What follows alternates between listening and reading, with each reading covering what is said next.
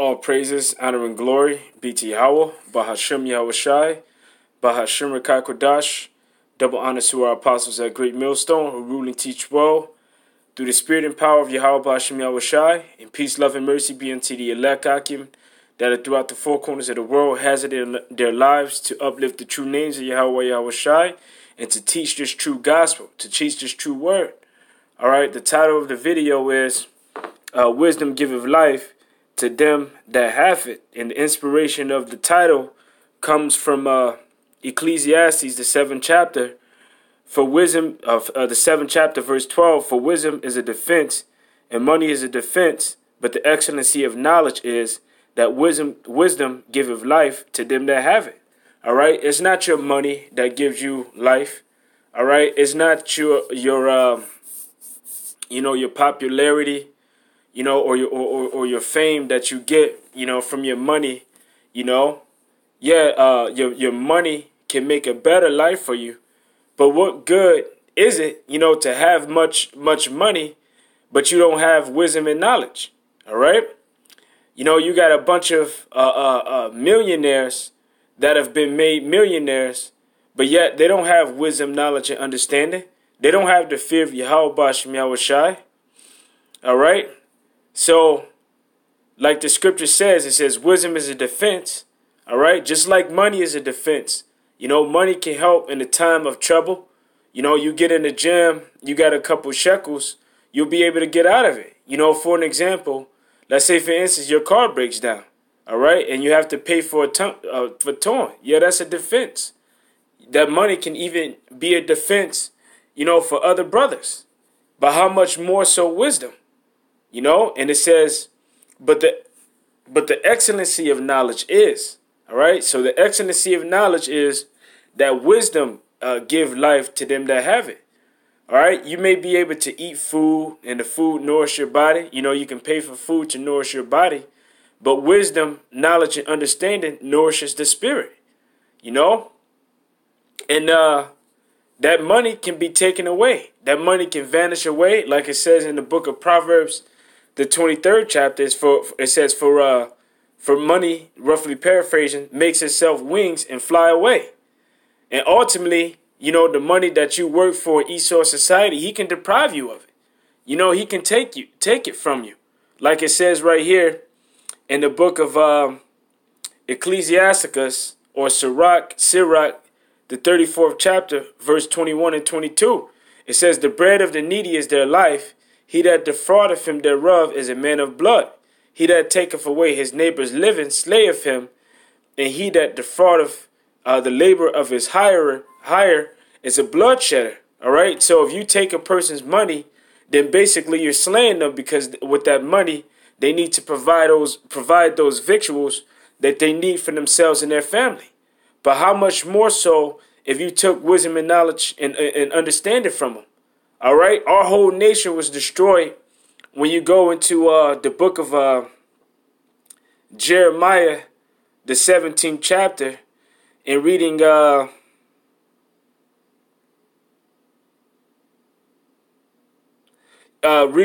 4. It says, and thou, even thyself, shalt discontinue from thine heritage that I gave thee. I will cause thee to serve thine enemies in the land which thou knewest not. For ye have kindled a fire in my anger, which shall burn forever. So what happened to our people? Our people discontinued from their heritage, which means that we lost the wisdom, knowledge, and understanding that we once had. That's the reason why the scripture says in the book of Hosea 4 and 6, it says, my people are destroyed for lack of knowledge.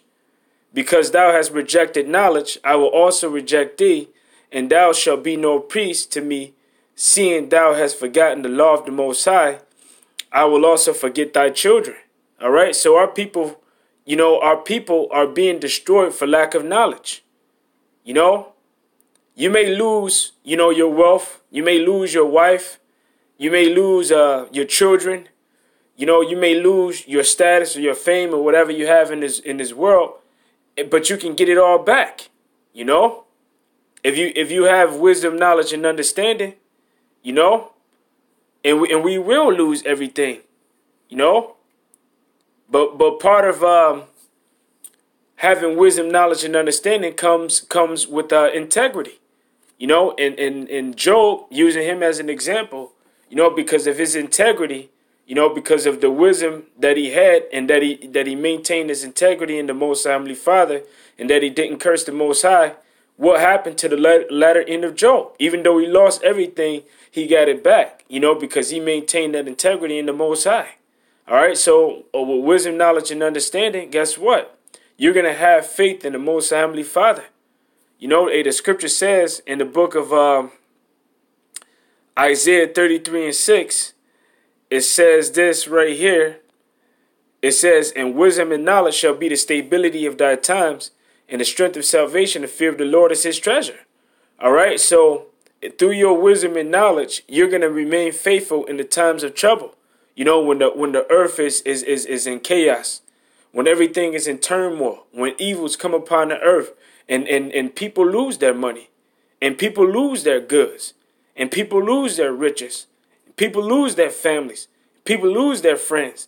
All right, when the cities are locked up, and you're not able to buy and sell, and there's a famine, guess what? It's that wisdom and knowledge that's going to be a defense for you in that time. It's not going to be money. All right, and you got a lot of people that's going to desire to get the money back. So guess what? They're going to take what's known as the RFID chip, according to Revelation, the 13th chapter, verse 16. It says, "And he causeth all, both small and great, rich and poor, free and bond, to receive a mark in their right hand or in their foreheads, and that no man might buy or sell, save he that had the mark, or the name of the beast, or the number of his name. Here is wisdom. Let him that have understanding count the number of the beast, for it's the number of men, and his number is 666. Why? Because people are gonna want all of those goodies. Let me see. Let me grab this scripture. Which is a good scripture to accompany that one. This is Numbers 11:5. It says, "We remember the fish, and we did eat in Egypt freely, the cucumbers, the melons, the leeks, the onions, and the garlic. But now our souls is dried away. There is nothing at all besides this manna before our eyes."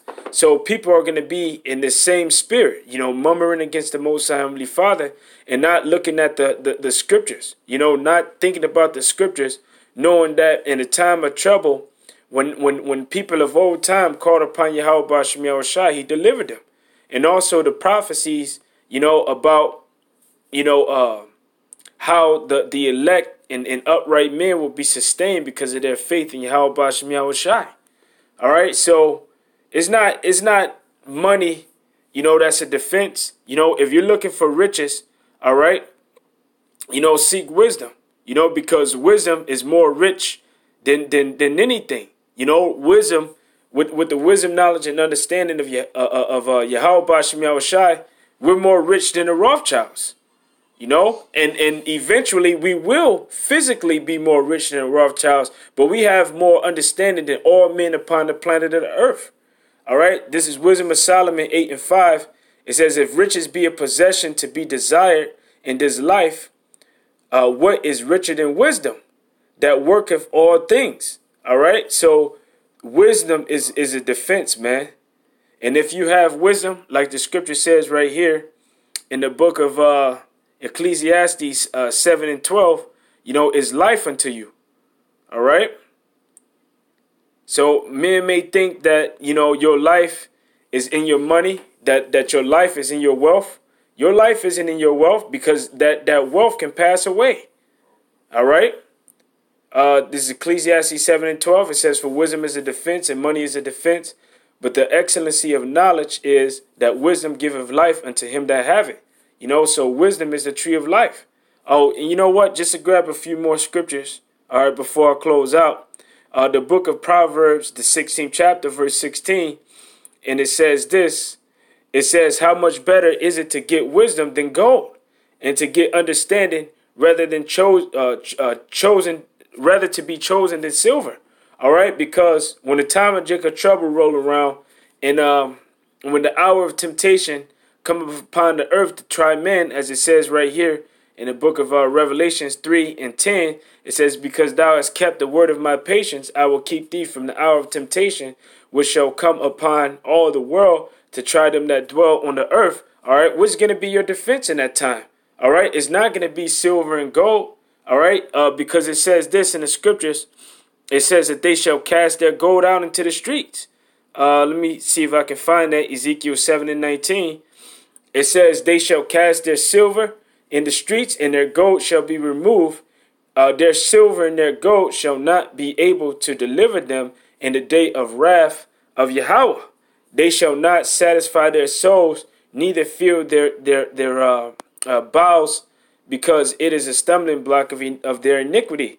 And you know what? In a lot of these movies, these end of the world movies like The Road, or a TV series like The Walking Dead, they always show you, walking over money, and treating it as if it's worthless. Why? Because the economy is going to collapse. You think in that day that your life is going to be spared because you try to give somebody some gold and silver, or you try to give somebody some fiat currencies or quarters, nickels, and dimes. That shit isn't going to mean nothing in that day. When all hell is breaking loose, those spirit of vengeance is out there, all of the killing and slaying that's going on. This is the Most High's wrath and his judgment, all right, that's coming upon the earth. All right. The next scripture that I'm going to grab is going to be like unto the one that I just read, and I'll end it out on that. It says, riches profit not in the day of wrath, but righteousness delivereth from death. All right. And how do you learn righteousness? You learn righteousness through wisdom, knowledge, and understanding of these scriptures, man. All right, so wisdom and knowledge shall be the stability of that time. And wisdom gives life unto them that have it, man.